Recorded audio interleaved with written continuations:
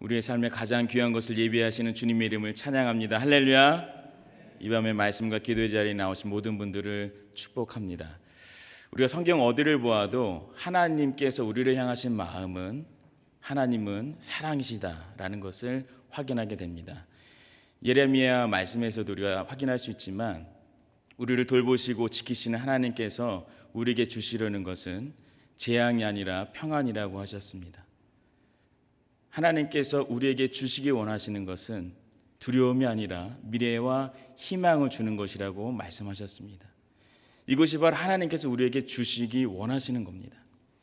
하나님께서 우리에게 주시기 원하신다는 것은 이미 하나님께서 그것을 우리에게 주실 수 있도록 준비를 다 맞춰 놓으셨다는 겁니다. 오늘이 벌써 2022년 7월의 첫 번째 금요일인데요. 1년 전에 제가 가정과 함께 뉴저지에 도착하고 처음으로 이곳에서 말씀을 나눴던 때가 기억이 납니다. 물론 그때보다 많이 불었습니다. 그런데 그때부터 흘러온 시간들을 쭉 돌아보면서 우리가 인정할 수밖에 없는 사실 하나는 무엇이냐면요, 하나님께서는 하나님의 방법을 통하여서 하나님께서 미리 준비하신 예비하신 평안과 소망을 날마다 때마다 우리에게 가장 필요할 때 확인시켜 주시고 허락해 주신다는 사실입니다. 그리고 우리가 누려진 그 모든 것들이 많은 사람들에게 흘러가기를 원하십니다. 때문에 우리에게 주어지는 질문은 이겁니다. 하나님께서 우리에게 주시길 원하시는 것을 나는 오늘도 소유하고 있는가? 그리고 내 삶에 누리고 있는가? 이 질문에 대한 답을 우리 한번 찾아보기 원하는데요. 먼저 하나님께서 정말 예비하시는 것, 그것이 무엇인지를 말씀을 통해서 찾아보기 원합니다. 오늘 본문의 9절 상반절을 보면 이렇게 되어 있습니다. 빨갛게 쳐져 있는 부분을 같이 한번 읽기 원하는데 같이 읽겠습니다. 기록된 바 하나님이 자기를 사랑하는 자들을 위하여 예비하신 모든 것은, 하나님이 자기를 사랑하는 자들이라고 표현을 했습니다. 사도 바울이 이 말씀을 전한 것은 실제로는 이사야 64장 4절의 말씀을 인용한 것인데요. 거기 말씀을 보면 하나님의 사랑하는 자들을, 이 사람들이 도대체 어떤 사람들인가를 조금 더 명확하게 확인할 수가 있습니다. 이사야 64장 4절 말씀을 같이 한번 읽겠습니다. 주 외에는 자기를 앙망하는 자를 위하여 이런 일을 행한 신을 옛부터 들은 자도 없고 귀로 들은 자도 없고 눈으로 본 자도 없었나이다. 아멘. 그러니까 하나님을 사랑하는 자들은 어떤 자들이냐면 하나님을 앙망하는 자들입니다. 그래서 앙망한다는 것은 하나님을 기다린다라는 뜻입니다. 그러니까 하나님을 신뢰함으로 인해서 하나님의 그 뜻이 다 드러날 때까지 기다리는 그 자들을 하나님께서 그들을 위해서 예비하신 것이 있다는 거예요. 근데 하나님께서 예비하신 것들에는 아주 특별한 속성이 하나가 있습니다. 우리 9절 후반절 말씀을 한번 보시겠는데요. 빨갛게 처리된 부분을 같이 한번 읽겠습니다. 예비하신 모든 것은 눈으로 보지 못하고 귀로 듣지 못하고 사람의 마음으로 생각하지도 못하였다 함과 같으니라. 자, 이 한 문장 안에 마치 모순과도 같은 단어들이 나열되어 있습니다. 하나님께서는 예비하셨다고 말씀하시죠. 누구를 위해서요? 하나님을 사랑하는 자, 하나님을 기다리는 자를 위해서 준비시켰다는 겁니다. 여기까지는 누가 들어도요, 기대가 되는 말씀입니다. 하나님이 하나님을 사랑하는 자들을 위해서 준비시킨 게 있으시구나. 그런데 그 뒤에 나오는 얘기가 뭐냐면요, 그 예비하신 모든 것은 눈으로 볼 수도 없고 귀로 들을 수도 없고 마음으로 생각할 수도 없다. 그렇게 표현을 합니다. 이 말씀을 언뜻 들으면 혼란이 생길 수 있습니다. 막상 하나님의 예비하신 상황 가운데 내가 있더라도 그게 사람의 생각과 경험으로는 상황이 파악되질 않는구나 라고 자칫 이해할 수가 있는 거예요. 그래서 오늘 본문 9절의 말씀이 마치 하나님이 그 자녀를 위해서 준비하신 것들은 원래가 그 속성 자체가 사람들이 알려고 해도 알 수 없는 거니까 그냥 그런 게 대충 있다 그렇게만 생각하고 알고 살아라 라는 얘기로 이해할 수도 있는 겁니다. 대책 없는 결론처럼 들릴 수 있는 거죠. 근데 여기서 중요한 사실이 하나가 있습니다. 그게 뭐냐면요, 우리가 읽은 9절 말씀은 한글 성경으로는 표기되어 있지 않지만 헬라어 성경을 보면은 그 맨 앞에 빠져 있는 단어가 하나 있습니다. 그게 뭐냐면 그러나라는 단어입니다. ESV 성경에서도 동일하게 이것을 표기하는데요. 그러니까 9절 말씀의 처음에 그러나라는 단어가 존재해야 그 말씀의 원뜻이 이해가 되는 것이죠. 우리가 그 9절 말씀을 그러나를 포함해서 같이 한번 읽도록 하겠습니다. 시작.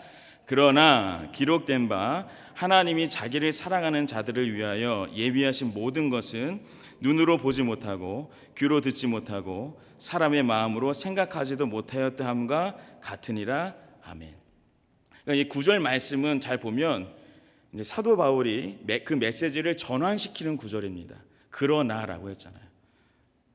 전환된다는 것이 어떤 의미입니까? 9절 앞부분까지 이어지는 그 내용에 대해서는 반대하면서도 이제 그 흐름을 전환시켜서 사도 바울이 전하고자 하는 핵심의 메시지를 이제 말하는 것이죠.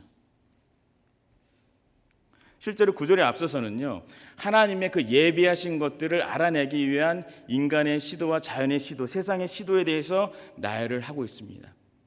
인간의 지혜, 세상의 지혜에서도 얘기를 합니다. 그러면서 동시에 하나님이 우리를 위해 예비하신 것이 무엇인지를 조금씩 더욱 구체적으로 밝히고 있는데요.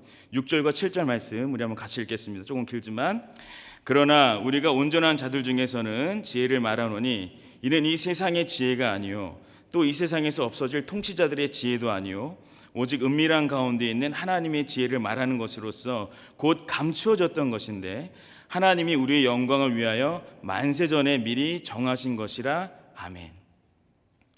하나님을 사랑하는 자들, 하나님을 기다리는 자들을 위해서 만세전에 미리 정하신 것이 있다는 겁니다. 이것은 감춰졌던 것인데요, 세상의 지혜로는 알 수가 없는 거예요. 아무리 대단한 위정자를 하더라도, 통치자를 하더라도, 지혜자를 하더라도 이것을 알 길이 없다고 말합니다. 한마디로 세상의 상식과 이해 방법으로는 도무지 하나님의 그 예비하심, 하나님의 준비하심을 알 길이 없는 겁니다. 도대체 만세전부터 감추어진 이것이 무엇이길래 사도 바울이 이렇게 뜸을 들이면서 말하고 있는 걸까요? 로마서 16장에 이 복음의 메시지가 있습니다. 25절과 27절 말씀인데요, 우리 같이 한번 읽도록 하겠습니다. 나의 복음과 예수 그리스도를 전파함은 영세전부터 감추어졌다가 이제는 나타내신 바 되었으며 영원하신 하나님의 명을 따라 선지자들의 글로 말미암아 모든 민족이 믿어 순종하게 하시려고 알게 하신 바 그 신비의 계시를 따라 된 것이니 이 복음으로 너희를 능히 견고하게 하실 지혜로우신 하나님께 예수 그리스도로 말미암아 영광이 세세 무궁하도록 있을지어다. 아멘. 하나님을 사랑하는 자들에게 예비하신 것은 예수 그리스도이십니다. 너무 뻔한 답이라 실망하셨나요? 근데 이 답이 우리에게 주는 메시지가 있습니다. 하나님께서 우리를 사랑하셔서 우리에게 주시기 원하시는 것은 예수 그리스도 한 분으로 충분하다는 겁니다. 하나님이 우리에게 원하시는 것은 다른 게 아니라 그 예수 그리스도를 알고 믿고 살아가는 삶을 원하시는 겁니다. 하나님께서 우리에게 건강한 가족도 주시고 좋은 직장도 주시고 괜찮은 집도 주셔야 우리를 사랑하시는 게 아닙니다. 하나님이 우리를 위해서 세상의 명예와 안락한 생활과 안전한 노년의 시기를 보장해 주시는 것을 통해서 하나님의 예비하심이 집중되어 있는 것이 아니라는 겁니다. 오히려 우리가 살아가는 이 땅에서 인생은요, 치열하게 하루하루 다르게 높아지기도 했다가 낮아지기도 하면서 그 모든 일련의 인생 과정을 통해서 머리로 아는 것이 아니라 삶의 경험을 통해서 예수 그리스도 한 분이면 족하다는 것을 알게 하십니다. 왜일까요? 다른 이로서는, 다른 존재로서는 우리에게 구원을 주실 만한 능력이 있으신 분이 없기 때문입니다. 사랑하는 성도 여러분, 하나님은 우리가 이 땅을 살아갈 때 편안하고 윤택한 삶을 조성해 주시는 분이 아니십니다. 바꿔 말하면 우리의 삶 가운데 때로는 고통도 있고 고난이 있다 하더라도요, 그 인생 가운데도 여전히 하나님의 예비하심이 있다는 것을 믿으시기 바랍니다. 오히려 그 고통과 고난에 가려진 예수 그리스도께서 밝히 드러나는 것이 하나님께서 원하시는 겁니다. 하나님의 예비하심이 우리 안에서 발견되어지고 누려지는 은혜가 있기를 주님의 이름으로 축복합니다. 그렇다면 이어지는 우리의 질문은 이겁니다. 어떻게 하면 그 하나님의 예비하신 예수 그리스도가 나의 삶에서 보여지고 그분을 붙들며 살 수 있을까요? 우리 10절의 말씀을 같이 한번 읽도록 하겠습니다. 오직 하나님의 성령으로 이것을 우리에게 보이셨으니 성령은 모든 것 곧 하나님의 깊은 것까지도 통달하시느니라. 아멘. 하나님의 성령으로 이것을 우리에게 보이신다 했습니다. 성령으로 우리에게 하나님의 예비하심을 보이신다는 게 어떤 의미일까요? 사복음서를 살펴보면요, 예수님께서 제자들과 이제 헤어지시기 전에, 십자가를 지시기 전에 마지막 만찬하는 그런 장면들이 여러 등장합니다. 이 저녁 만찬, 고별 만찬이라고 해야 되겠죠. 이 시간이 끝나고 나면요, 예수님에 대한 부인이 있을 것이고요, 가룟 유다의 배신이 있겠고요, 절망이 있겠고, 두려움이 있겠고, 근거 없는 비난이 있겠고요, 위협도 있겠고, 욕설도 있겠고요, 거짓말, 분노, 자살, 도망, 실망, 고통, 슬픔, 방향, 상실, 이러한 일들이 지금 제자들을 기다리고 있습니다.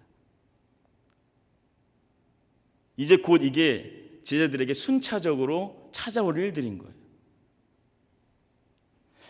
근데 이때 임마누엘의 예수님께서 제자들에게 이런 말씀을 하세요. 마태복음 26장 32절인데 이렇게 되어 있습니다. 그러나 내가 살아난 후에 너희보다 먼저 갈릴리로 가리라. 마지막 장면이잖아요. 예수님은요, 그저 막연하게 내가 죽은 자들 가운데서 다시 살아나겠다, 어딘가에서 살아나겠다, 우리 기회 되면 한번 만나자, 뜻이 있으면 어딘가에서 닿겠지, 그렇게 말씀하신 게 아닙니다. 곧 불어닥치 폭풍우가 지나고 난 뒤에 제자들과 어디에서 만날지 구체적으로 말씀하십니다. 갈릴리로 가시겠다는 거죠. 성경에 보면 이 말씀을 반복하신 장면이 성경에 기록이 되어 있습니다. 예수님이 십자가에 달려 죽으신 다음에 몇 명의 여인들이 예수님의 무덤을 찾아오죠. 그리고 그곳에서 예수님께서 그녀들에게 뭐라고 말씀하십니까? 무서워하지 말라, 가서 내 형제들에게 말하라, 갈릴리로 가라, 거기서 나를 볼 거다. 그리고 마침내 11 제자들이 갈릴리에 와서 예수님을 만났을 때 그들을 향해서 예수님께서 어떤 말씀하세요? 볼지어다 내가 세상 끝날까지 너희와 항상 함께 있으리라. 예수님의 말씀 속에서 늘 상기되는 사실 하나가 있습니다. 그게 뭐냐면 저와 여러분에게는 언제나 약속된 장소가 있다는 거예요. 그리고 또 다른 중요한 사실 하나가 뭐냐면요, 그 약속된 장소에 이를 때까지 주님은 우리를 포기하지 않으십니다. 그리고 끝까지 함께 하십니다.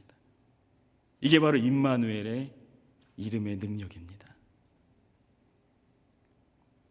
이 약속은 예수님이 하신 약속입니다. 주님이 우리에게 주신 약속은요, 내 상황에 따라 달라지지 않습니다. 약속하신 분이 바뀌지 않으시거든요. 이 약속은 우리의 삶이 어느 형편에 놓여있든지 간에 동일하게 적용이 됩니다. 때문에 이 땅에서 예수님의 부재 가운데 우리는 주님의 약속을 계속해서 확인하고 상기하며 살아가야 합니다. 어떻게 그게 가능할까요? 그 방법이 바로 요한복음 14장 26절에 나옵니다. 같이 한번 읽도록 하겠습니다. 보혜사 곧 아버지께서 내 이름으로 보내실 성령, 그가 너희에게 모든 것을 가르치고 내가 너희에게 말한 모든 것을 생각나게 하리라. 아멘. 이 말씀의 의미는요, 성령이 우리에게 가르치는 것은 그것대로 다르고 예수님이 우리에게 말씀하신 그 모든 것은 또 다른 내용으로 구분된다라는 의미가 아닙니다. 이 문장의 의미는 성령 하나님께서 가르치는 모든 것들이 결국 예수님께서 우리에게 가르치신 것과 동일하다는 겁니다. 그것을 기억나게 하시는 역할이 성령 하나님의 역할이라는 거예요. 그것을 생각나게 하신다는 거죠. 성령 하나님께서 역사하시는 성령 하나님께서 역사하시는데 성경에 없는 일들이 나타날 수가 없는 겁니다. 성경에 기록된 하나님의 약속을 벗어난 경우들이 생겨날 수 없는 겁니다. 예수님의 부재 속이지만 그러나 그 속에서도 예수님의 가르침, 예수님의 행하심, 예수님의 뜻하심, 예수 그리스도의 마음을 성령을 통해서 여전히 우리가 알 수 있게 되는 겁니다. 자, 그렇다면 이제 어떤 결론이 내려집니까? 벌써 설교의 끝인 줄 알고 너무 반가워하시는 눈빛 오해하시면 안 됩니다. 하나님께서 만세전에 예배하신 예수 그리스도는 성령에 의해서 우리에게 밝게 드러나고 우리의 구주로 믿어지게 됩니다. 우리의 구주 예수 그리스도는 우리로서는 감당할 수 없는 죄악의 문제를 십자가에서 해결하시고 사망에서 사흘 만에 부활하셔서 사망 권세를 이기셨습니다. 그 주님이 우리가 갈 곳을 예비하시고 또한 그곳에 이를 때까지 영원히 함께 하십니다. 따라서 우리가 살아가는 오늘의 형편이 어떻다 하더라도 성령에 의해 깨닫게 되는 예수님의 말씀과 가르침은 우리 인생의 답이 될 수 있습니다. 인생의 답은 이미 이 말씀 안에 있고 우리가 말씀 앞에 서고 기도할 때에 우리를 친히 중보하시는 하나님께서 그것을 알게 하십니다. 이 결론에 동의하십니까? 하나님께서 이것을 예비하셨다는 거예요.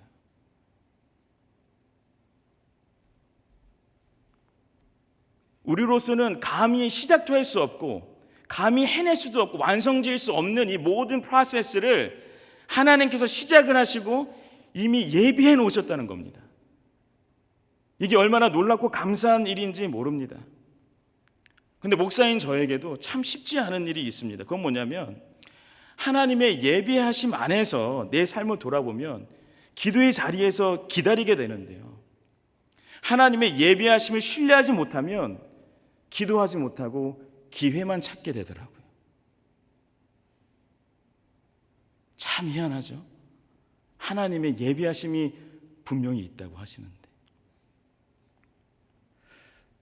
저희 집에 아이들이 셋이 있는데요. 언젠가 한 아이가 프리스쿨을 처음 다닐 때입니다. 저희 아이들이 지금 눈을 뜨고 지켜보고 있기 때문에 누구인지 밝힐 수가 없는 저의 마음을 이해해 주시기 바랍니다. 처음 가보는 학교고 모두가 영어만 사용하니까 적응하기가 어려웠던 것 같아요. 일주일 내내 학교 갈 때 울더라고요. 갔다 와서는 화를 내고. 근데 2주차부터는 울지를 않고 이제 학교에 딱 가는 거예요. 인사도 잘 하고요. 그래서 참 기특하다. 이제는 적응을 잘 했구나 이래 마음의 안도가 됐습니다. 근데 그래도 이제 아이가 어떻게 지내는지 좀 궁금한 마음에 이제 그날은 아이를 딱 졸업하고 이제 차를 이제 삥 돌려가지고 학교 운동장에 잘 보이는 곳에 차를 이렇게 은밀히 주차를 했습니다. 그리고서 이제 의자를 젖히고 몸을 싹 낮춰가지고 이제 한마디로 이제 염탐을 하는 거죠. 거의 첩보전 수준으로 얼마나 제가 긴장이 되는지 모르겠습니다. 조금 있다가 이제 리세스 시간이 되니까 애들이 막 다 뛰어나와가지고 운동장에서 노는데 저쪽에 이제 빨간 티셔츠 입은 제 아이가 보였습니다. 근데 다른 친구들은 다들 다 잘 뛰어노는데 그 친구는 이제 혼자 우두커니 서가지고 이 바닥을 뚫어져라 쳐다보는 거예요. 바닥을. 그래서 너무 계속 쳐다봐가지고 저도 궁금해서 몸을 이렇게 세웠어요. 도대체 그 바닥에 뭐가 있는가. 근데 그러던 아이가 조금 지나자 몸을 아주 조금 움직이더라고요. 조금씩 아주 몸을 움직이더니 바닥을 쳐다본 상태로 한 바퀴를 돌았습니다. 한 10분 동안. 그걸 보니까 제 마음도 같이 회전 운동을 하는 것 같더라고요. 결국 리세스 시간이 금방 끝나고 제 아이도 터덜터덜 교실 안에 들어가는 걸 봤습니다. 그걸 보니까 마음이 편치 않더라고요. 당시에 정말 어려운 형편에 소개를 받아서 먼 길 운전해서 간 곳이고 좋은 선생님들 계신 곳이고 또 좋은 학교에서 이제 누리기만 하면 될 텐데 땅바닥만 보고 제자리 돌기를 하고 있으니까 많이 속상했습니다. 그래서 차에 막 이제 시동을 걸고 출발하려고 딱 하는데요. 그때 누군가 제 마음의 소리를 이런 얘기를 했습니다. 그에 비해 그 아들이다. 그에 비해 그 아들이다. 마치 주님이 확성기를 틀고 저에게 말씀하시는 것 같았어요. 승근아, 너야말로 내가 다 준비해 놓고 다 그렇게 인도할 건데 왜 그렇게 그 자리에서 빙빙 돌고만 있니? 아마 당시에 이민사회에서 나름 공부하고 사역하느라 고민도 많고 갈등도 많았던 것 같습니다. 이도저도 못하는 제 모습을 아들을 통해 보려니까 더 힘들었던 순간인 것 같습니다. 주님은 더 속상하셨겠죠. 오늘 말씀을 준비하는데 그때 생각이 났습니다. 꽤 지난 일인데도 여전히 제자리 도는 습관을 갖고 있는 제가 조금 부끄럽기도 하고요. 지난 모든 시간들을 통해서 예수 그리스도 한 분이면 충분하다고 가르쳐 주시는 그 하나님을 배우게 된 것 같아서, 그렇게 평생의 배움으로 인도하시는 것 같아서 감사한 마음도 가졌습니다. 사랑하는 성도 여러분, 예수님께서 정말 우리 인생의 모든 인생의 자리에 답이 될 수 있습니까? 예수 그리스도께서 정말 우리 모든 인생의 각가지 상황에 모든 다양함 속에 그 인생의 답을 가지고 계신 분이라고 여러분 믿고 계십니까? 어쩌면 오늘 말씀을 들으면서 이런 질문이 드실 수도 있을 겁니다. 예수님이 지금 오셔도 어찌할 수 없는 이 상황에 말씀 읽고 기도를 한들 무슨 소용입니까? 예수님의 약속을 다시 확인하고 상기한들 무슨 유익이 있겠습니까? 중요한 것은요, 성령 하나님을 통해서 예수님께서 말씀하시고 행하신 것들을 기억나게 하신다는 것에 핵심이 있습니다. 요한복음 4장에서 여러분 예수님이 마음둘 데 없는 여인 사마리아 여인에게 하신 말씀 기억하세요? 그 앞장에서 다시 태어나고 싶어서 예수님을 찾아온 니고데모에게 예수님이 하신 말씀을 기억하십니까? 12회를 혈루증으로 앓던 여인에게 자신의 딸이 이제 죽게 되어서 회당장임에도 불구하고 그 앞에 나와서 엎드려며 예수님께 간구했던 그 회당장 야이로에게 예수님께서 하신 말씀, 예수님 얼굴 한번 보려고 뽕나무 위로 갔던 삭개오에게 예수님께서 대했던 그 모습, 38년 동안 일어나 본 적이 없이 베데스다 연못에 물이 동하는 것만을 기다렸던 그 병자에게 예수님께서 다가가서 말씀하셨던 내용, 예수님께서 그렇게나 각기 다른 12명의 제자들을 부르시고 또 파송하시면서 하셨던 말씀, 그리고 그 공생의 기간 동안 남기신 여러 말씀들, 예수님을 시험하던 사단에게 선포하셨던 그 말씀들, 무엇보다 예수님께서 자아 성취가 아니라 자기 부인을 통하여서 완성하신 십자가의 이야기가 이 성경 안에 있습니다. 성경이 과학책도 아니고 역사책도 아니지만 우리의 삶의 영역에서 그 말씀 안에서 다뤄지지 못할 공간이 없다는 겁니다. 그 주님이 나에게도 말씀을 하십니다. 그 주님이 오늘 나에게 주시는 메시지를 사모하며 기도하며 다시 신앙의 근본을 점검해야 하는 겁니다. 성령 하나님을 의지하면서요. 어느 성도님이 이런 기도를 하시는 걸 들었습니다. 주님, 우리가 세상과 짝지어 살아갈 때, 주님, 우리가 비록 세상과 짝지어 살아갈 때, 제가 그 문구를 듣는데 그분의 마음이 깊게 느껴지더라고요. 우리는 세상과 등지면서 살아가지 않습니다. 세상을 벗어난 가상 공간에서 신앙생활을 하지 않습니다. 오히려 점점 더 어두워져 가고 힘든 상황들이 벌어지는 세상 속에서 살아갑니다. 하지만 우리가 분명히 기억해야 하는 것이 있습니다. 우리가 맞닥뜨릴 모든 상황들은 하나님의 예비하신 것들의 결과가 아니라 과정이라는 겁니다. 어떤 과정이요? 예수 그리스도를 더욱 알게 하시고 더욱 믿게 하시는 과정입니다.